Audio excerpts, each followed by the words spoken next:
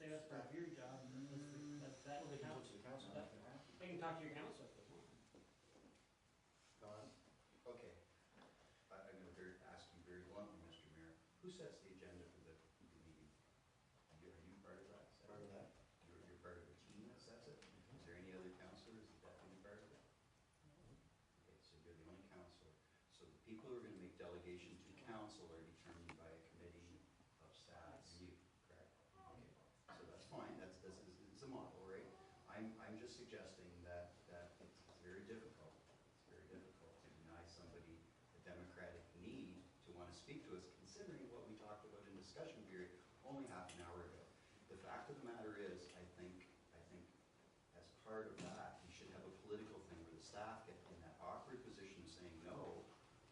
And it should be the mayor saying no in those awkward positions. All I'm saying is, let's have the political function do its job. Right? If there's another avenue for them to pursue staff to reserve the issue, and if that doesn't work, then they can be a delegation. I think that's fair. I think that's what, I guess I'd like the council support to say, okay,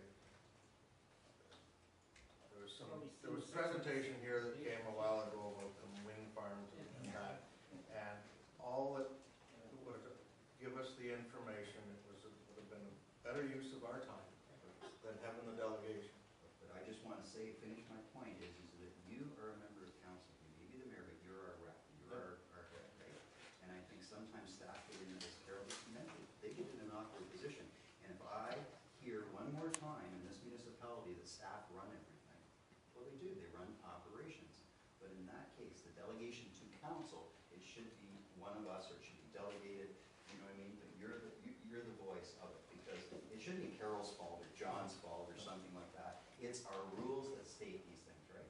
Sure, but I still think in your, the delegation says right there, in order to prevent repetition and to ensure an opportunity for expression of different points of view, the council may define or hear a person's identifiable common interest or concern. Does it have to come to council to determine if we've already heard about the fence from three other people? And He's part of the committee. He can be the one doing Ruth has her hand up first. The mayor and the clerk together set the agenda. That's your role.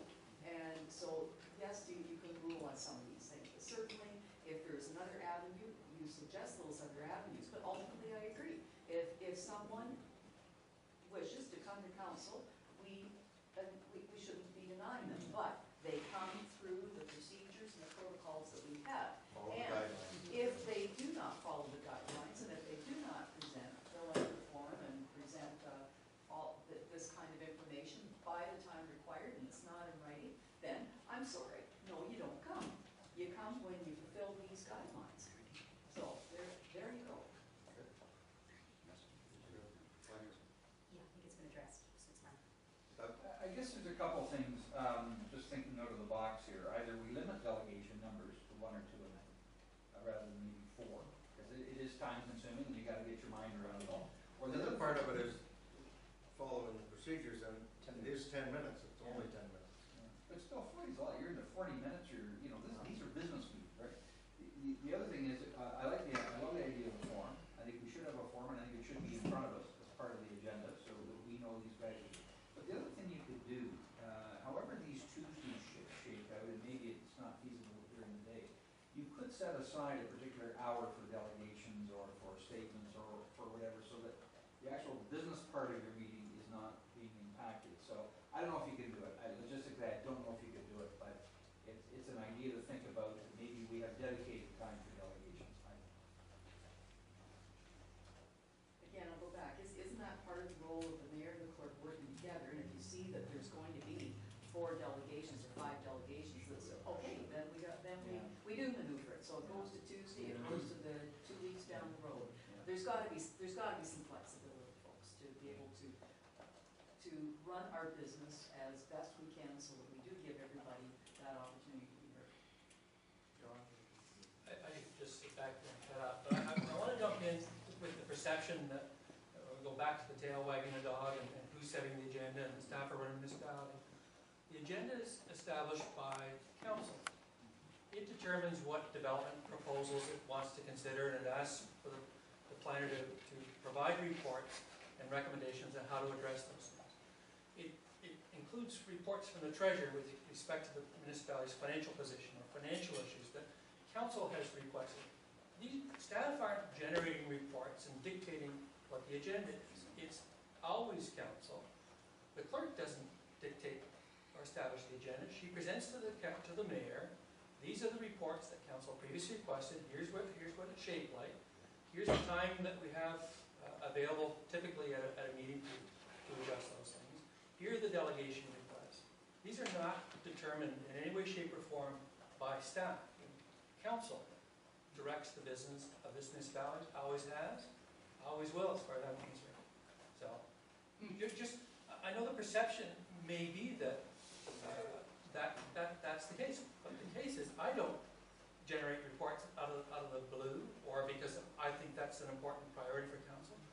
I generate reports that are promoted by council, or requested by council, or in response to council's strategic objectives. And so, I just want to make it clear that that is not the case in any way, shape, or form, and I feel as strongly as you do about who's running this municipality. It always has been, and always will be, the council that does it. This whole mechanism of how the agenda is produced is a whole exercise in mechanics. But Okay, just, one more thing. We have an accountability responsibility, and we do have a policy, I think, somewhere on accountability and what reports we should be receiving when. That's another aspect of what we do, and those reports have to come to us and have to be scheduled into the agenda as well. So, I mean, it's not, those things are mandated by legislation, and we have to make sure that we do that, but quite honestly, I think that's something sometime down the road we need to take a look at and review. Do we know exactly what we are accountable for and what needs to be reported and what we need to approve? That does, and the policy was developed by staff, those reports do come to us, but that comes as part of that accountability role that we have. Doug? Are you speaking to the amendment yet, or are you just going? Yeah, it's not yet. Yeah, we're. If I'm just looking at the amended policy, if we could change the wording, that you have, no later than noon on the Monday to 7 calendar days. That way, the way it stands now, so we're coming yesterday, Yeah, and we had a delegation true. today. the Monday. According to your. Oh, okay. So, we were change it to 7, yes, Right. change it to 7 calendar days, just a simple wording change on that one. Okay.